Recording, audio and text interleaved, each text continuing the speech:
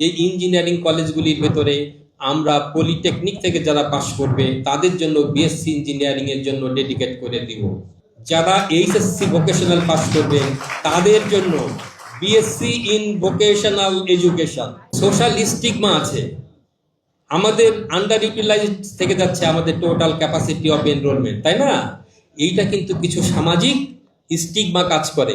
গার্জিয়ানরা চিন্তা করে যে এইখানে দিব, ভোকেশনালে পড়ে আমাদের বাচ্চারা তো আর পরে উচ্চশিক্ষা নিতে পারবে না, এইখানেই তারা স্টিক হয়ে যাবে, তারা এইখানেই ব্লক হয়ে যাবে, তাদের আর উচ্চশিক্ষার সুবিধা থাকবে না।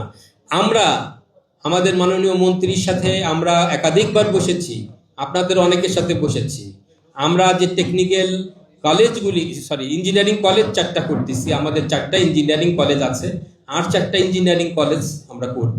4টা ইঞ্জিনিয়ারিং কলেজ যেটা আছে তারা আবার তাদের বিভিন্ন ইস্যুতে তারা একটু ঝামেলা করছে, আমি ঝামেলা বলবো না, তাদের কিছু বিষয় আছে সেগুলি আমরা অ্যাড্রেস করছি, ওটা এখানে নাই বা বললাম। নতুন যে 4টা ইঞ্জিনিয়ারিং কলেজ আমাদের আছে, এই ইঞ্জিনিয়ারিং কলেজগুলির ভেতরে আমরা পলিটেকনিক থেকে যারা পাশ করবে তাদের জন্য বিএসসি ইঞ্জিনিয়ারিং এর জন্য ডেডিকেট করে দিব। আর একটাকে আমরা ডেডিকেট করে দিতে চাই, সেটা হলো যে ভোকেশনাল, যারা এইচএসসি ভোকেশনাল পাস করবে তাদের জন্য BSc in vocational education. BSc in vocational education. এখন এই সোশ্যাল যে স্টিগমা, সেই সোশ্যাল স্টিগমা থাকার কোনো অবকাশ থাকবে না। আমাদের গার্ডিয়ানরা বুঝবে যে আমি যদি আজকে এসএসসি ভোকেশনালে আমার বাচ্চাটাকে দেই, অথবা যদি এসএসসি পাস করার পরে এইচএসসি ভোকেশনাল অথবা ডিপ্লোমা ইঞ্জিনিয়ারিং এ দিয়ে দেই, তাদের উচ্চশিক্ষারও সুযোগ রয়ে গেছে।